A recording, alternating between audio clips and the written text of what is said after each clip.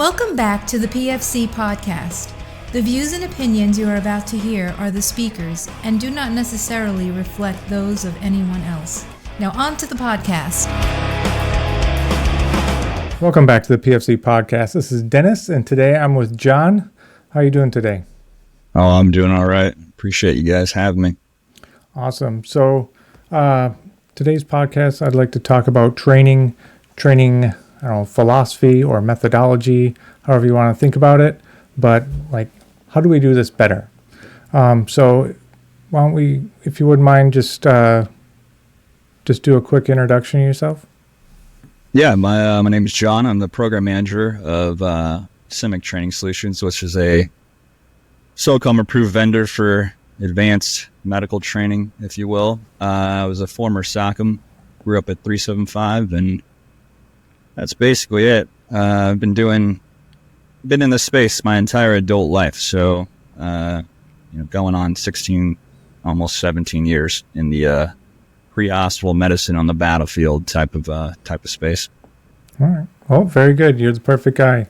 So the reason why I asked you on specifically on the Next Generation Combat Medic blog, I saw an article that you had written with Mike Gloria and Andy Fisher on, just training, how we're screwing up and, kind of how we can do better.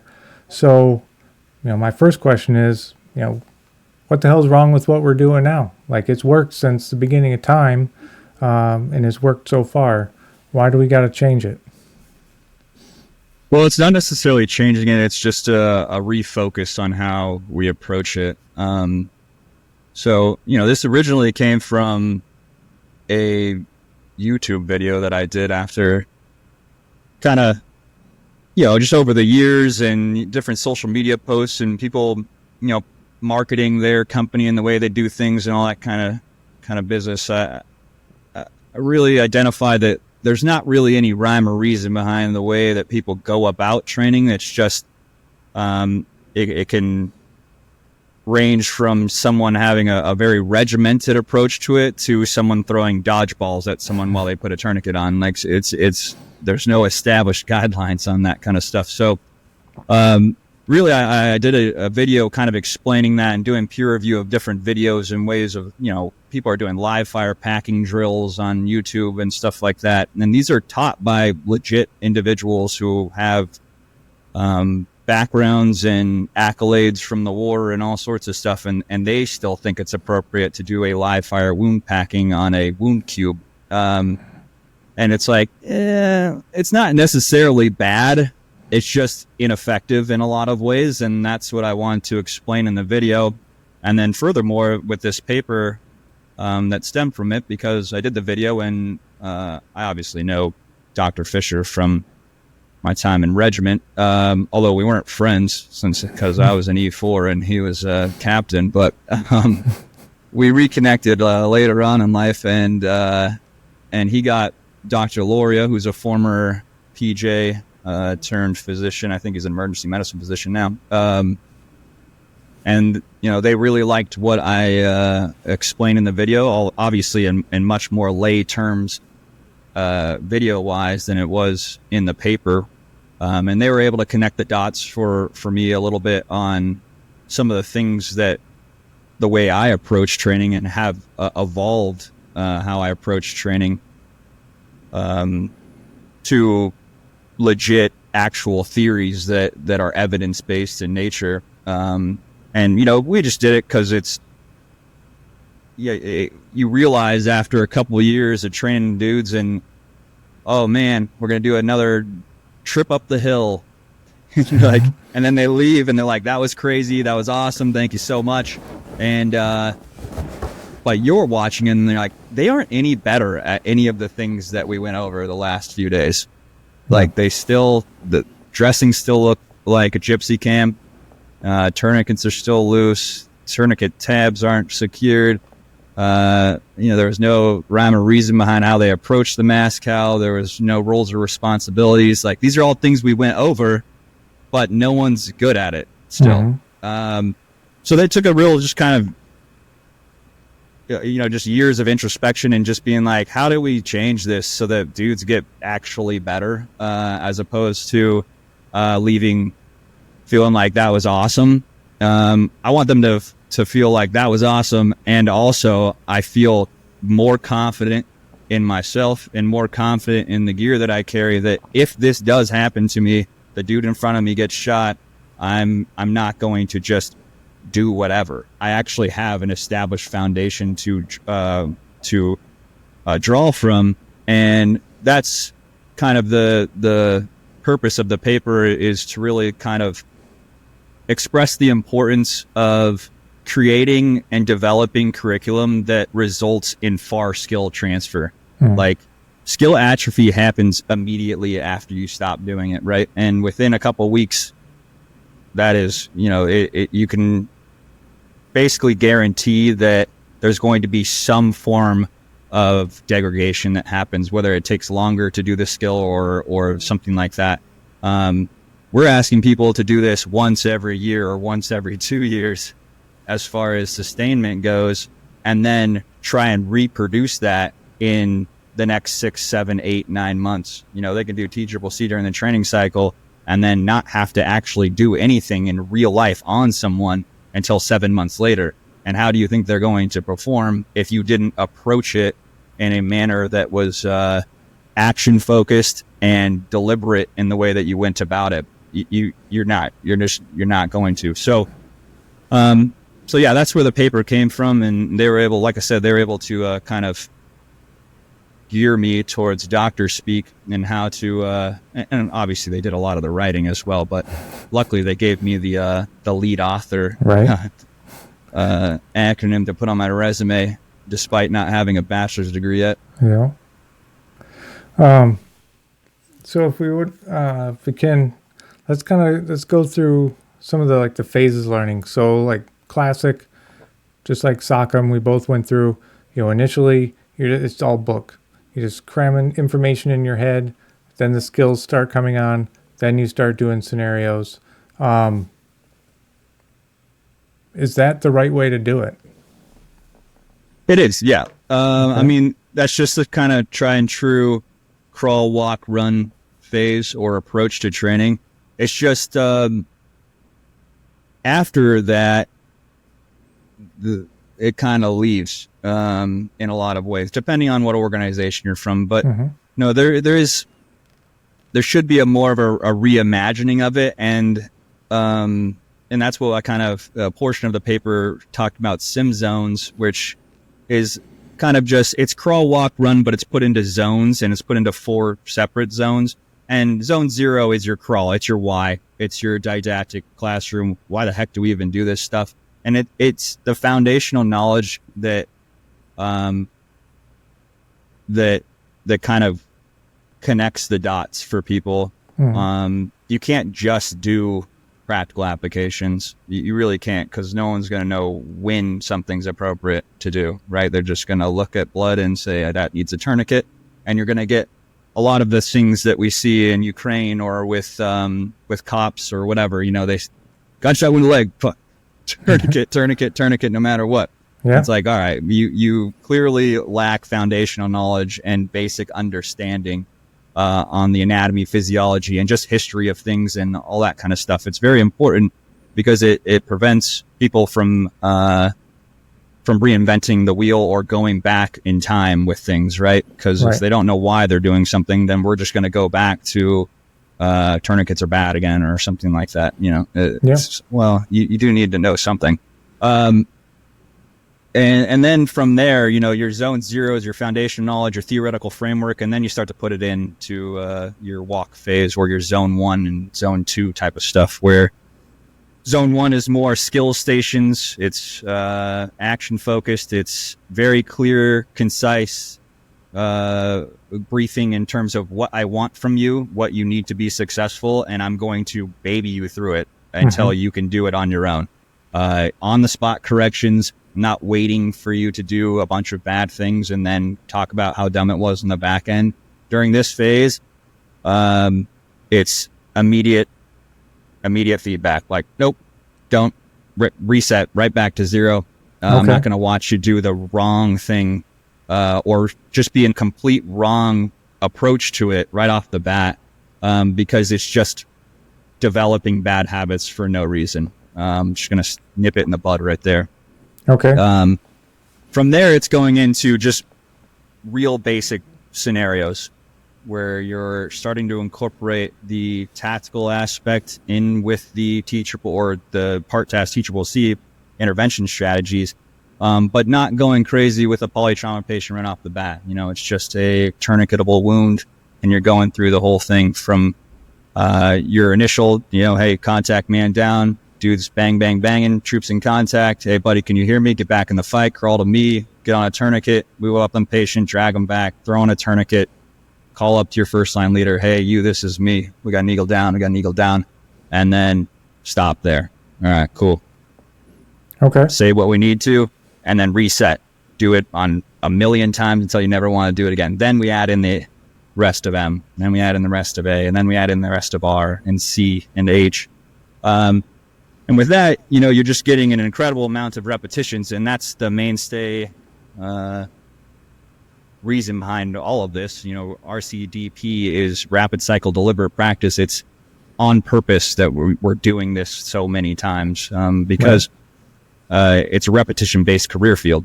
None of us nugs could be successful if we didn't have a million repetitions on each one of these things, which is nice because you don't need a ton of foundational knowledge and theoretical framework. It is nice. It's a nice to have, but as far as being successful, it is just repetition based, just like shooting, just like physical fitness, just like battle drills, just like any other core level warfighter task. We're talking about repetitions. So it's a combination of quality repetitions and quantity. You can't just do quality and you can't just do quantity. It has to be good, perfect practice repetitions. And that's, and then once you're at that point, then we can start to incorporate FMPs, MASCALs, high fidelity simulation type stuff, integration of multimodality. You got role players and Randy and advanced medical training models, stuff like that. Yeah.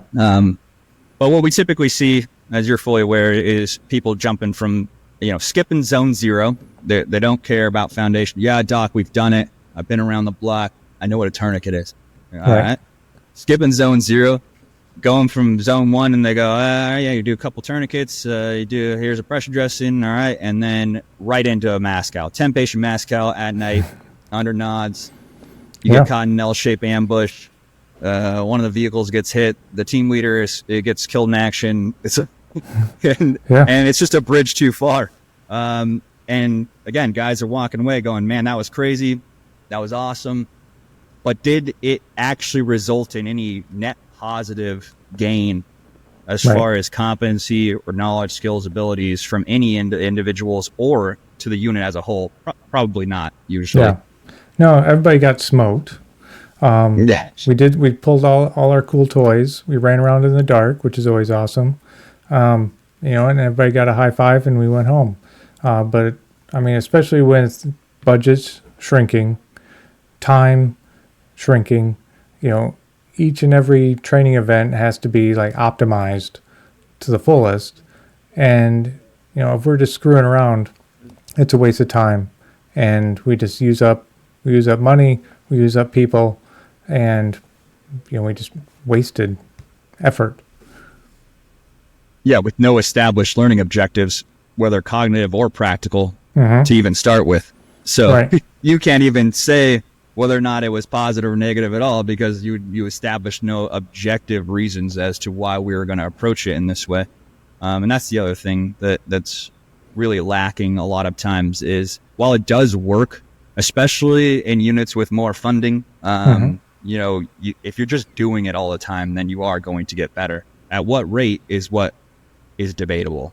And and that becomes especially important as we look forward, in our hypothetical LSCO environment where dudes aren't going to get better as far as training is concerned. Once manning and attrition starts to take into effect as it drags on, training's not going to get like more robust. Is that going to be, it's people are going to get thrown into things they're not supposed to be doing. They're going to be, dentists are going to be battalion surgeons, things like that. So with that in mind, the approach to training needs to be very, very action focused and objective based, and with just repetitions in mind, or else you're going to continue to deploy people who aren't ready for it. Right. And that's been proven time and time again, whether we're talking about our side of the house with different world wars and Vietnam and stuff like that, or even more modern stuff with Ukraine, where you got truncated training pipelines due to manning and attrition issues, and then people just getting thrown into things they're not supposed to be doing. Combine that with lack of organic support in terms of ground evac and all that kind of stuff, and you get a recipe, or you create a scenario where things are going to start to fall off the wayside as far as care is concerned, or just competency is concerned. So yeah. I mean, not even getting into like patient outcomes, just the training aspect. I wish so many times that somebody actually just, before we did this, thought about like, what is it that I want? What do I want out of this? Like, just be able to answer that question, honestly, and then build your training scenario around that. I think all too frequently it's, I want my guys to run around in the dark and do medical stuff. And as long as you have those two scenarios happen, like, then it's a mission success and we can all go home. But, there's no telling what damage you're actually doing, to the medical aspect or the individual soldiers when you just throw stuff at them. Yeah, it's an untold amount of issues in terms of training scars being developed, bad habits being reinforced, things that can legit get them killed or their friends killed and make your life way more difficult as well, as if you are one of the medical providers within that unit. So their success is directly tied to your success in terms of the overall casualty response of the organic operational element. So no one approaches shooting in that manner, right? Marksmanship or battle drills or whatever. You don't start off with a live fire in the shoot house. No. Every time you go to the range, what's the first thing everybody does? All right, line up. We're going 0. And every training cycle starts like that. Yeah. Exactly. No matter how many deployments, no matter how many blocks you've been around, and you're starting off with 0 in. We're gonna start off with team dry fire, freaking react to contact, and you're gonna get it right and you're gonna get recocked until you get it right. And then once we got team all set up, and we're gonna do it at night and start from the bare bones again and work our way up to sims or live fire. And we're gonna do that for every single thing over and over and over again, for months and months and months on end. And then when it comes to medical, it's like, all right, we're going to do one day. Right. Well, I mean, with the other type of tactical training, that's dangerous. I don't think anybody thinks that having an untrained or not fully trained medical provider is actually dangerous.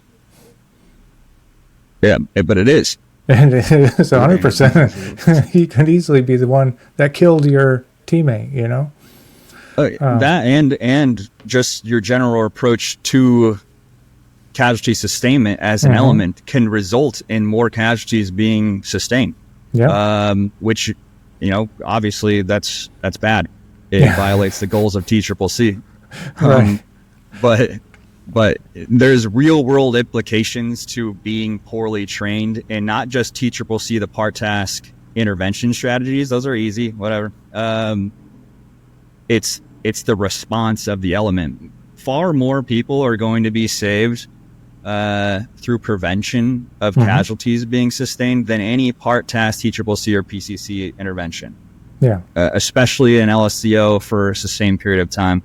Far more people are going to stay alive through just their proper approach to a casualty being sustained in front of them than anything else.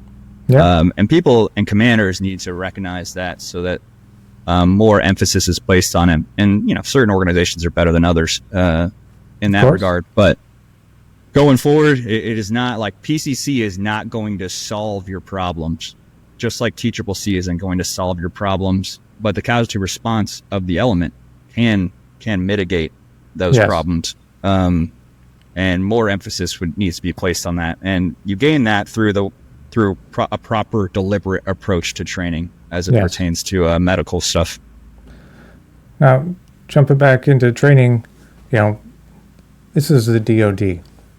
We love stress. And anything that doesn't have lots of stress to it is actually not training at all. So, what kind of stressors are people like taking on while they're learning, and like how do I properly apply them? Right. So there's a few different things that we use in the paper as far as our definitions of things. So what you're talking about is the cognitive load theory, or CLT, and that involves three different like loads of. I guess the way of describing is understanding how our brains process information when we're learning is cognitive load theory. Mm-hmm. And cognitive load theory includes like your intrinsic load, which is basically like the difficulty of the skill. Mm-hmm. So like think the difference between tourniquet and crike, right? Right. Some things are just inherently harder than others. Then you have your germane load, which is your germane load is essentially like the good kind of stress involved. Like it's the mental effort that you're using to understand and process the information. And then you have your extraneous load, which is just the unnecessary or distracting element that tends to just think of it as the bad kind of mental load that kind of negatively affects the germane load, mm-hmm. right? Because your idea behind CLT and applying it in training is that you're reducing extraneous load, managing the intrinsic factor of it, so how difficult the skill they're trying to learn is, and that way the most amount of resources in your brain or bandwidth can be applied to germane load, which is them actually taking something from it that results in far scale transfer of knowledge and their ability to reproduce that in the future. So if you just jump the gun on CLT and go straight into, like talked about, a friggin' 10 patient mass cow a night with an L-shaped ambush, it's like, no one's they're gonna spend all of their whole bandwidth inside their brain is going towards handling things they're not capable of understanding yet, and they walk away with so little of the germane load being utilized during that time frame that they're not able to really grow from it in any meaningful fashion, which is bad. And unfortunately, that's just what the majority of training typically is. So while it does work, if you go about that, you have to do it so often and so many times in a row for any net positive benefit that it's basically impossible to get to a point where they have developed skill mastery, right? Comparatively to if you reduced the extraneous load comparable to the intrinsic factor of the skill. If you go about it like that, you're gonna get more bang for your buck, and your return on investment is gonna be much better, especially when you have a reduced time to do things, which you often do. Okay, so I mean, understood. It makes sense. Probably rock music during the lane, while spraying somebody with a garden hose. Probably not super helpful towards learning, how to do whatever. But, kind of that stress, and this is always thrown out, we need to stress inoculate these medics to the realities of combat, and, kind of essentially the sooner the better. How would you adapt training to, inoculate for when your learning objective is kind of like you're going to go through a really stressful situation. How do I adjust fire on, my outcomes as far as medicine, as an example? Does that make sense? Yeah. So, I mean, one big overarching issue with training and people's approaches to training, especially on the medical side, is people, what's a better term for this? Because I don't know if it's good for the masses. They want to crush someone because that's what combat is. And it's very, very difficult to recreate the actual stresses of combat in a training environment. No matter how good you get it, no matter how amazing you get it, it's really actually extremely difficult to mimic it directly. So that's not what training, or most training, should be applied towards. Most training time should be applied towards gradual progression, logical progression of stress. And that way, and developing of hard skills. So skills acquisition, just being good at the things, mastery of those skills. And then you slowly start to add in external stressors as necessary once they've exercised some competency in the task at hand. But you only want to add like one at a time. That way you can scale it back as necessary based off of performance of the team or individuals, depending on where you're at in your learning phases. So, for instance, all I'm going to do on this next one is turn out the lights. All right, you're going to be under nods on this one. Yeah. All right, not going to add in any gunfire, not going to add in any polytrauma, not going to add another patient in and turn out the lights. Like, nope, just turn out the lights and see how we do. And then from there, all right, now I'm going to add another injury, or now I'm going to add another patient, or now I'm going to add on gunfire next to you, so on and so forth.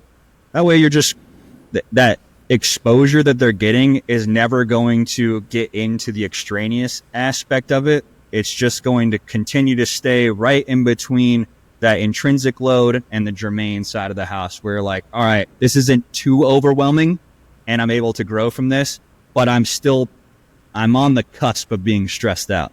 That's finding the middle ground, and that sweet spot is your best friend. And the easiest way in my side of the house to do it is to just add another injury. Yeah. Like, it's really simple. And then once I've exhausted all that, then I can just start to add patience. And then once we've done that, then we can start to turn out the lights. Yeah. And, that's a real easy way to go about it. You just can't add them all together. That's basically it. And that's your best friend there, is not jumping the gun and not making it so difficult that it's a bridge too far for them to step too much. And I always like to imagine it like we'd go from skill stations to a mascal, and it's like that's like, you're stepping 4 steps. What about all those little steps in between there would benefit them more greatly, which is, all right, yeah, maybe a demonstration of a trauma lane, and then now they get to do it. All right, cool. Yeah. Now let's do a talk through of roles, responsibilities of a mascal and how we're going to approach it. Where is everyone going to be?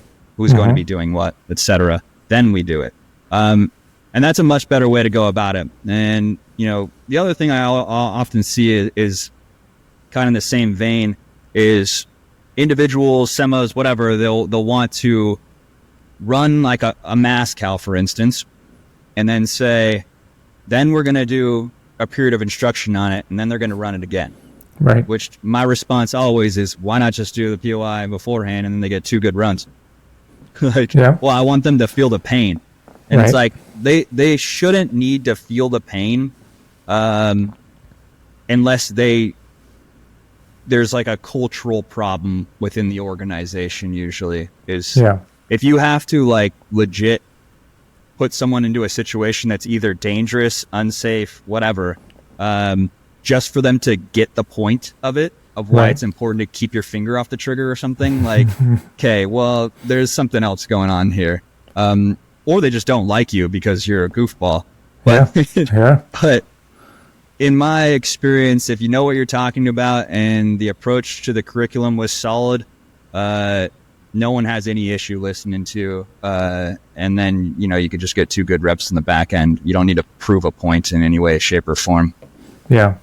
I think, I don't even know if it's contrary to that at all. Where I've seen it somewhat positive, okay, is especially like the refresher course, like day 1, okay? So nobody really knows each other that well. Everybody's still kind of smelling each other's butts kind of thing.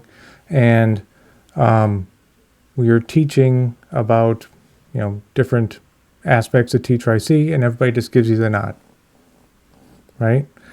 And then, like, I've been playing this game long enough, like, I understand, like, you're not actually listening to anything that I'm saying, or you just assume that you already know all these things anyway.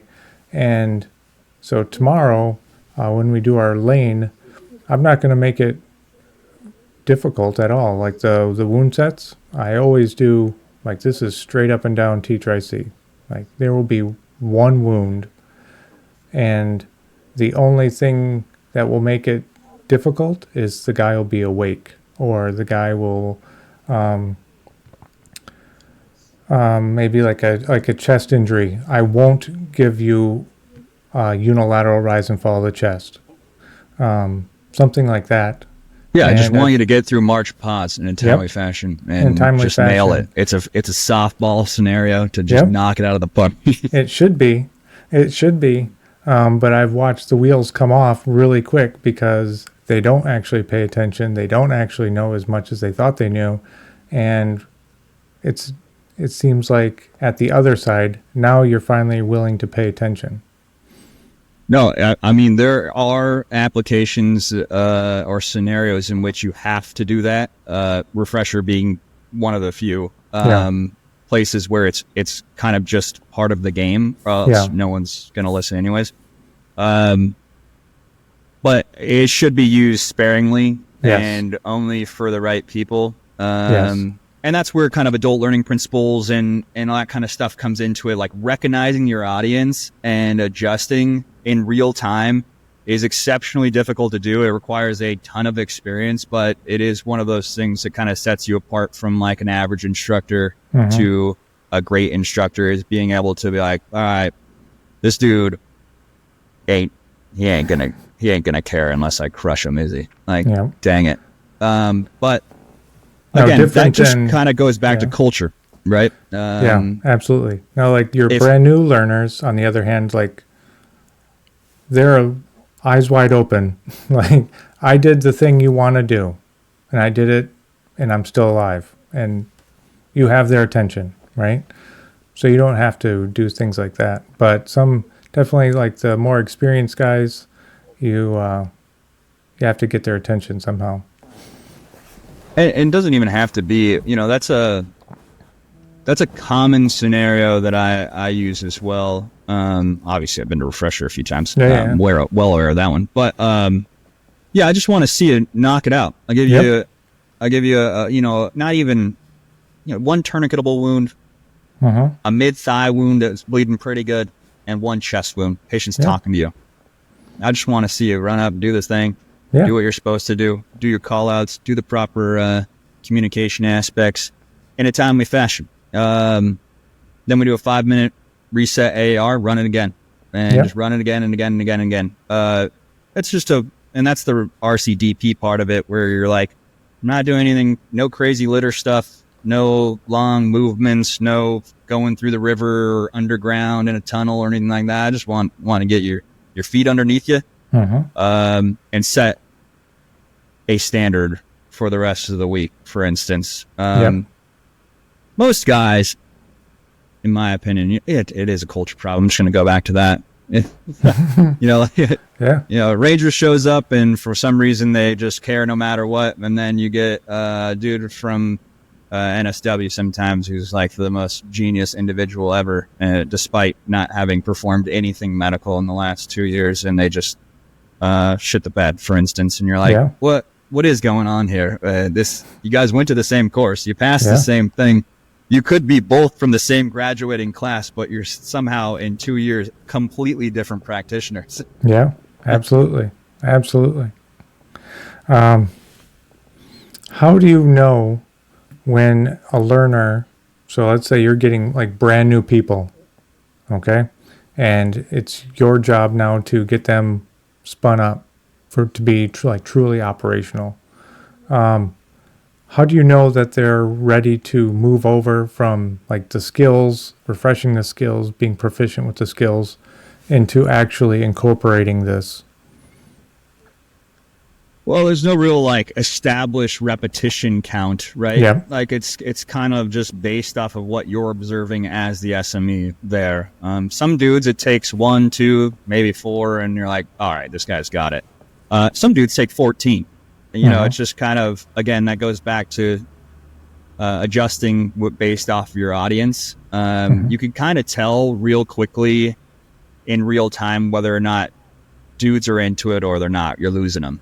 All right, now I got to just up the ante a little bit then. Once everyone's on the same page and you're like, all right, any questions on, assessing an extremity average, doing the proper intervention in timely fashion? Nope. All right, now it's time to kind of up the ante again, or else no one's going to pay attention anymore. So it really just kind of comes down to what I tell dudes is, if we get to the end of the week and you never ever want to say, buddy, you all right, or see a tourniquet again, then I've done my job as far as approaching it correctly. But there is real no like hard and fast, when do I move from 0 to 1, from 1 to 2, or crawl to walk to run? A lot of times you're at the mercy of time. Yep. And that's just kind of the nature of the game. So just a good established framework will police up a lot of those loose ends, in my opinion, of like, all right, this is what we're doing today. This is how much time we're going to spend on skill stations. And this is how many reps dudes are going to get per individual part test event, for instance. Then we're going to move into this and this lab. And then we're going to move into trauma lanes where we kind of do progressive ballistic wounding and kind of police up any loose ends there. And that seems to work pretty well as long as you have an objective to the day or objective to the POI, each little phase of instruction. If you have no real rhyme or reason how you're going to approach it, and dudes are just going to do tourniquets until, maybe we just kind of guys are just talking bullshit and whatever, then yeah, you're probably not going to get much out of it, nor are you going to really know when it's ready to add in things or not, or progress from crawl to walk or walk to run. You're not really sure. You're just going to do it. And that's just a wrong way to approach it. But in my opinion, it's when dudes are all, you spent multiple times, they've done multiple repetitions, they're at the point where there's no questions, they're just nailing it from start to finish in terms of established guidelines prior to, and then they're just literally mimicking exactly what you demonstrated prior to them doing it. At that point, you're like, all right, let's move on to junctional hemorrhage, and then all right, let's move on to airway. All right, let's move on to here. Once we've gotten all the way through the normal part task teachable C stuff, now we can start to add in real mock baby stepping into trauma lane type of care under fire to tactical field care to into a building type stuff. But we kind of just reset back to this, not giving multi-system, just a tourniquet. Right. And a tourniquet and junctional hemorrhage. Then a tourniquet, junctional hemorrhage, and chest wound. We just do it over and over. So what often happens, you get like on the calendar, hey, you get a full week of medical training. A month later, you get 4 days of medical training. 2 weeks after that, you get 1 day of medical training. Is it okay to just do walk phase, or, not that classical, walk, crawl, run, maybe walk, jog, or do we cut it off when like they've succeeded at least in that phase, for the amount of time I've given, hey, they're able to put a tourniquet on successfully, I'm happy. If you're time constrained, I'm almost always going to go back to hard skill development, spending the most amount of time on that, as opposed to, okay, we only have a day, let's just do a crazy FMP type thing. Like you're not going to get anything out of that, definitely. Yeah. But you will get something out of doing some, multiple hours of RCDP on specific intervention strategies and then maybe a mock little lane at the end if you got time type of stuff. But yeah, I'm always going to go back to zone 1 or 2 or back to walk, and then maybe a little bit of a jog as opposed to going run, because we only got a day, run. Like, Right. no, you're not getting anything out of that. Yeah. On the instructor side, there's not lots of, there's a lot of courses on Teacher IC as an example. There's not a lot of instruction or courses that you can go to learn how to be a better teacher, other than like becoming a teacher, I suppose. But how do you know, how do you know if it's you that sucks? And like, how do I get better? How do I get better at my feedback? Just how do I succeed? Well, I'm not sure I've cracked the code on that one by any means, but getting better it just takes deliberate practice, just like we've talked about previously on how you approach a scenarios. It requires deliberate practice in terms of professional development internally, and you gotta just, unfortunately, it just comes with experience a lot of times, but relevant experience is the big thing on that side of the house. There is no real instructor course that's of any high quality like usage that applies to operational medicine, the teaching of that, in my opinion. It really just comes down to where you grew up, what the culture was there, and who the heck your senior medic was, and whether or not they cared. Right. And I still think it's very similar to that these days, which it's not a problem. It's just that's what a major focus of this paper was, or purpose of this, is to at least start to develop a framework for people to dive into and be like, all right, this is actually something that's evidence-based in nature, and it's not just flying by the seat of our pants. Do we have a training program that kind of follows these principles in any meaningful fashion? If we don't, then let's start to work on one. And I think it starts there.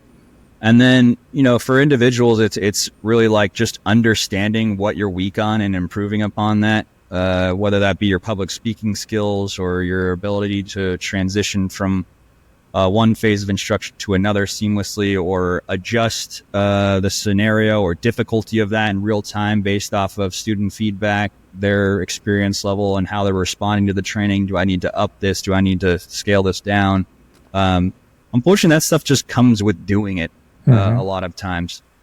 Now, there are a lot of like RCDP and stress inoculation thing, that kind of stuff. Like Johns Hopkins has a rapid cycle deliberate practice course that you can pay to go to. That's a instructor course. How do I develop an RCDP program, basically? But it's primarily geared towards hospital simulation and that kind of stuff. Not really what we do. So, hopefully from this baseline, this acting as a baseline, we can start to talk about, hey, how do we create good SMEs and maintain them? Where does it start? It's obviously starts at SOCM or SFMS or PJU or SODM or whatever, at least on the enlisted side. But where do they go from there? What's their guidelines, like what's their guiding principles behind being a good instructor or being a good mentor, or how do they, who cares? Right. And that needs to kind of happen sooner rather than later, in my opinion, or else I don't think that it's going to benefit us as a force having in this hypothetical LSCO going forward. It's not going to benefit us at all in terms of potentially survivable death if we continue to go down the same path that we're going down. Dude, we have like the best stuff on the planet and still are at 24% as far as potentially survivable deaths on the battlefield throughout the GY. With the most robust evacuation network you can get, air superiority and everything else. So with that in mind, well, that number isn't that good. Right. So something's wrong. And organizations like the Ranger Regiment have, less than 1%. That's on purpose. That's a culture thing. So something else needs to happen where force-wide there needs to be a better, SLC or ALC for medics needs to include something like this in it. Or it needs to be a standalone instructor course that's like, this is how you do things for real. This is because otherwise we're just going to continue doing the same thing been doing, which again isn't wrong. It's just not effective or as efficient as it possibly could be. Yeah, no, I absolutely agree. With the Walker dip, like in full swing, we're hemorrhaging experience, which is going to be backfilled by inexperience. We need to have some kind of framework that even if somebody doesn't have, 12 deployments under his belt, he can still teach. He can still, increase the abilities of his, more junior medics so that they can be successful. Right. Yep. Totally agree. Cool. When people read your paper, I guess what would be the main points you want them to get out of this? Mostly like it's how does it apply to you specifically based off of where you're at task org wise within your organization, right? Because a SEMA might look at this and be like, yeah, whatever, I got it. Medics handle the training type of stuff. That's no biggie. But a medic might, junior medic might take this a little differently. So it's just kind of applying it where in your own reality and how does it relate to your sphere of influence? Like what can I do here based off of where I'm at with this information, and apply it effectively, right? Like, so it's just understanding that you want to be balancing realism and learning in training scenarios. You can't be trying to pop dudes cherries in training. Mm-hmm. Like it's not going to work. It's never going to happen, but it doesn't happen in any other capacity. You can get pretty close with like force on force type stuff, but not really anything on the medical side does an incredibly good job across the board. So just stop, because you're often going to get into the unwinnable gotcha scenarios that have an incredibly negative training effect, where fellows are just going to think that you're screwing with them to screw with them.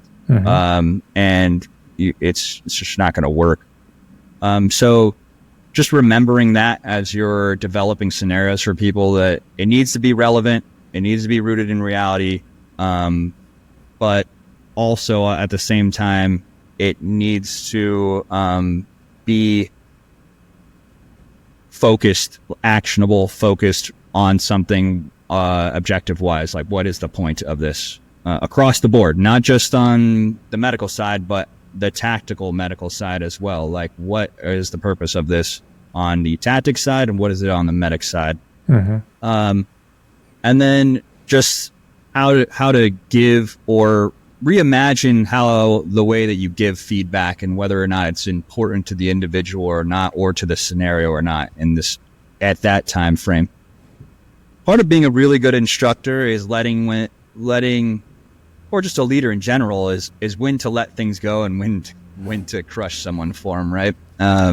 Certain things just aren't worth bringing up in the grand scheme of things, depending on how they're doing, right? Like, if they're crushing everything else and the only thing they forgot was like they didn't put the time on the tourniquet or something mm-hmm. crazy like that, like perhaps we just it's just a one sentence, hey, remember to put that down if you didn't put on your casualty card, and we move on with our lives, as opposed to it being like a critical failure type thing or whatever, so just understanding what's important, what's not in the grand scheme of things is really nice. And then the last thing is, it's just I don't know how I describe this. It's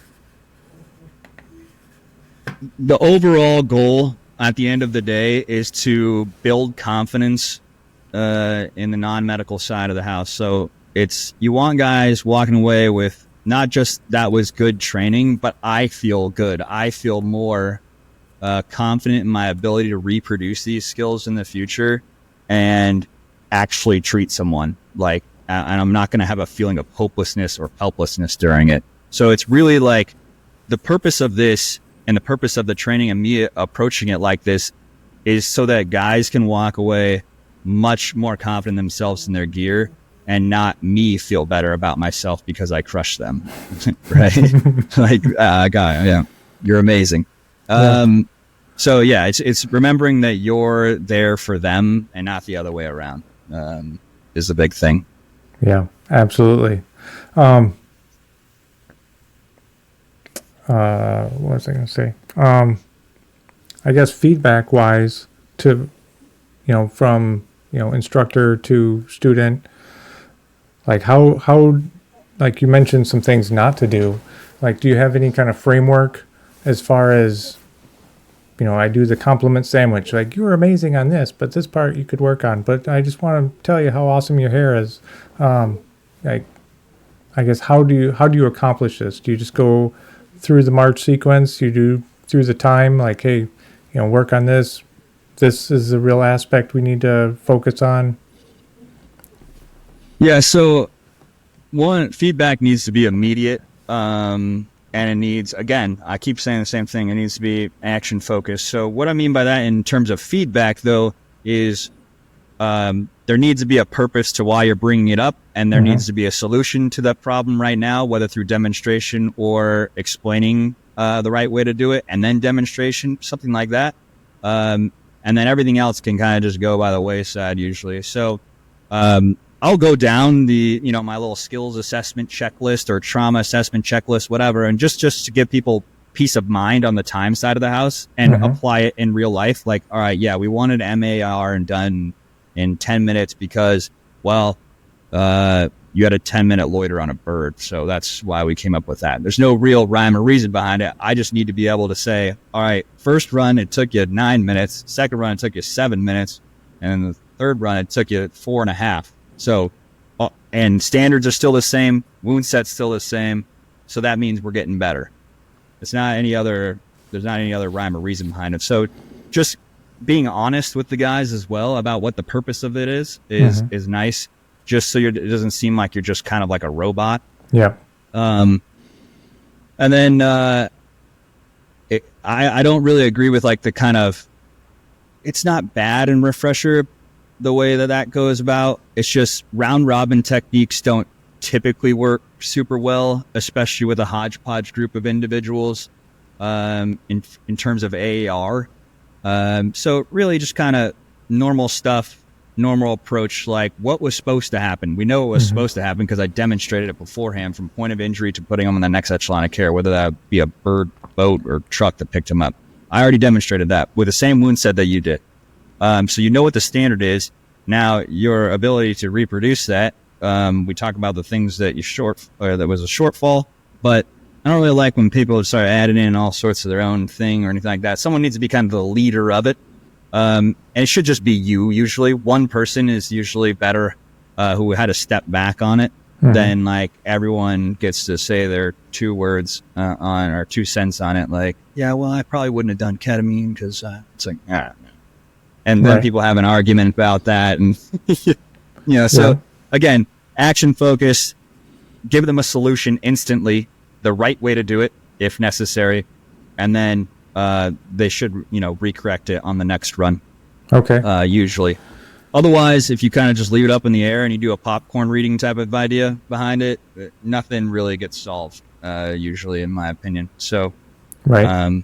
So when you say like immediate feedback, like he doesn't drop his angle enough on the IV and he misses, do you like stop the lane kind of thing? Not necessarily. It depends on what phase of instruction you're in. Right? Okay. So in zone 1, I might stop him immediately. Sure. In zone 2, he's already done that multiple times. Perfect practice, because that's how we approach zone 1. So in zone 2, now we've kind of applied it into a mock tactical scenario, and he makes that mistake. Oftentimes, I'm just going to let him do it.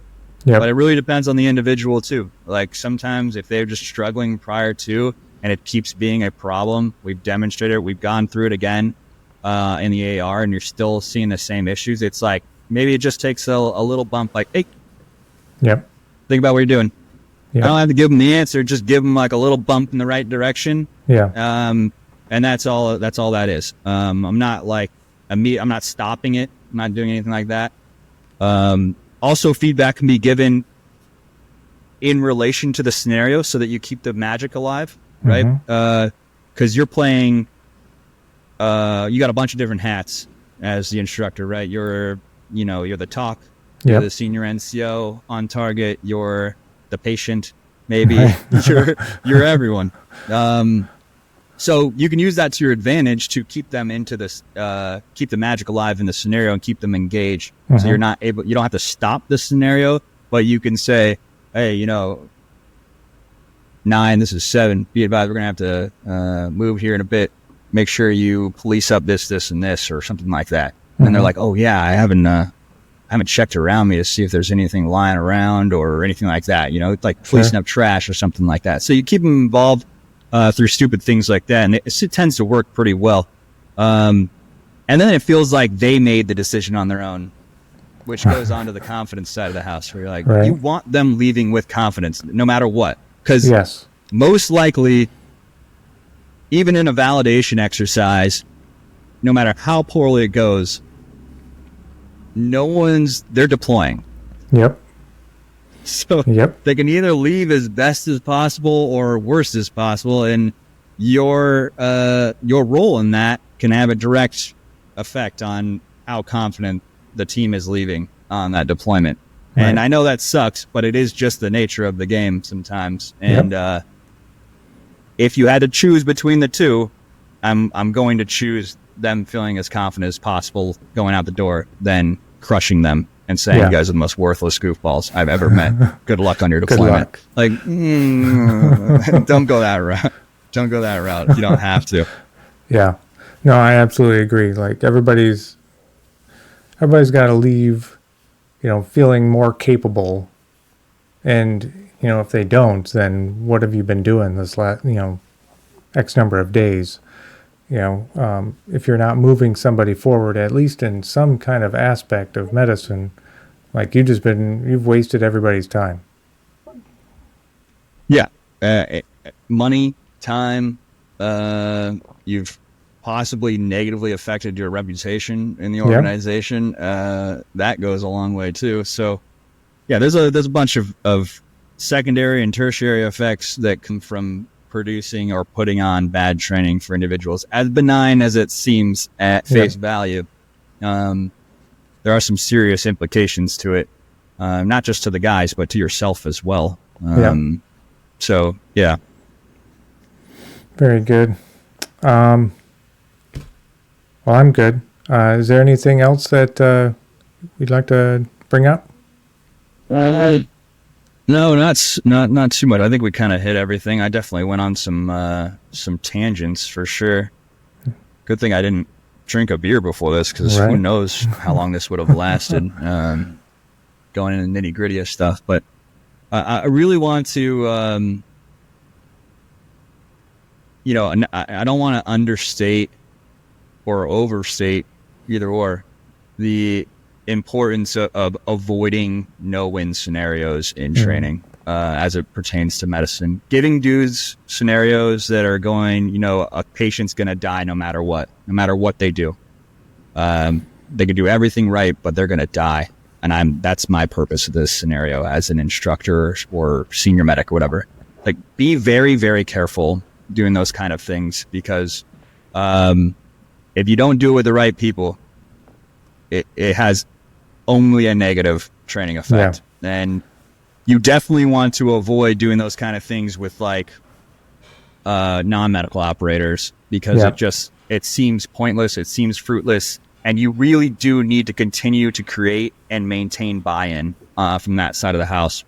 And you do that by a logical, approaching it in a progressive, logical way, but also by not jumping the gun on that kind of stuff and just being like, I'm screwing with you, because that's where they're going to take it like you're screwing with them. So be very careful with that kind of stuff. Same thing on no win. You just give dudes a way to win most of the time. It can be an incredibly hard scenario. You got an actual 10-patient mass cow at night with an L-shaped ambush with an appropriately competent operational element. So you have it, right? You got the kit and caboodle of a scenario. There has to be a way for them to win. You can't do that serious of a scenario with live patient models of ballistic wound, blah blah. Yeah, give them the most. This is it, and they got force on force, and then like kill the team leader, or do like talk injects, or injects like, nope, can't go that way. It's laden with IEDs, pressure plates all over that side, because they were in the process of, they did a no shit good leaders recon before they got onto the incident site. They found out where the enemy element was. They've sent someone or an element around to flank them so that the L-shaped ambush never happens in the scenario. And then you throw an inject like, can't go that way. It's like, dude, I'm not really into that kind of stuff. If they're gonna win, let them win, especially if they're doing super well. Yeah. Same thing. I know I already mentioned it, but like same thing with the mass cow part. Like team leaders doing super well, they're acting as a triage officer. You got the senior NCO doing what they're doing on MEM weapon equipment side. He's set up a good security bubble and he's handling that. And you got the junior medics handling inside the CCP, and everything's going well. We're triaging by precedence. We got all the gear in the middle. The mass cow tracker is beautifully filled out. It's being handed over to the RTO or JTAC to get called up. All this kind of stuff. Everything's going the way it's supposed to go. Roles and responsibilities are in the right places.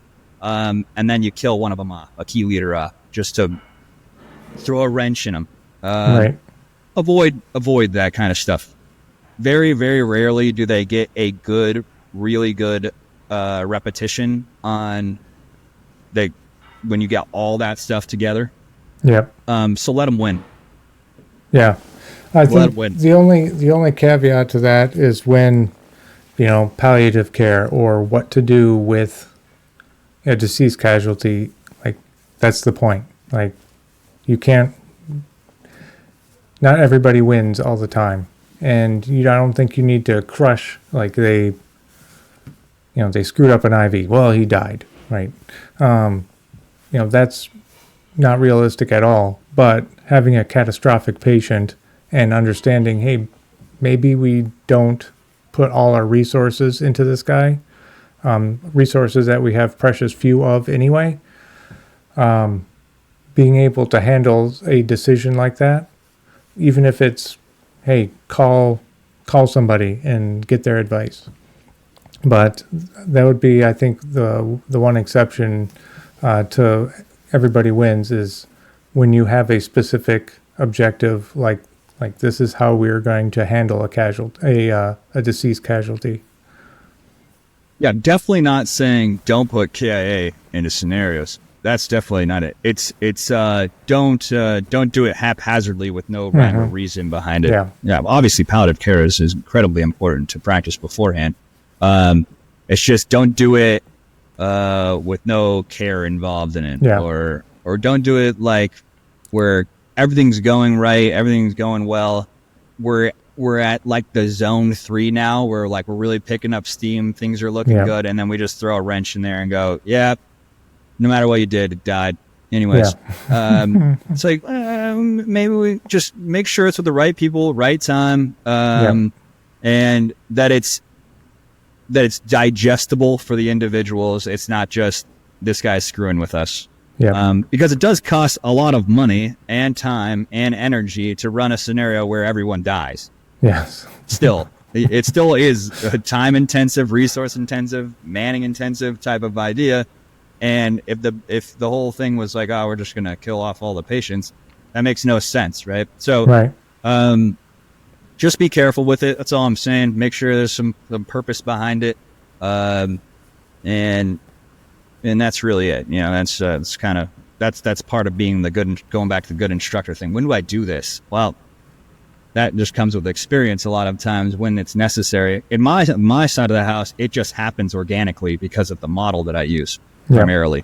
So we get to talk about palliative care and when that's going to happen, and talk about all the different things involving it and when it's going to be appropriate or not, especially once we get into the PCC side of the house. We got to hang out with them for a few hours, and you got maybe 3 patients there. You're like, what are we thinking about here?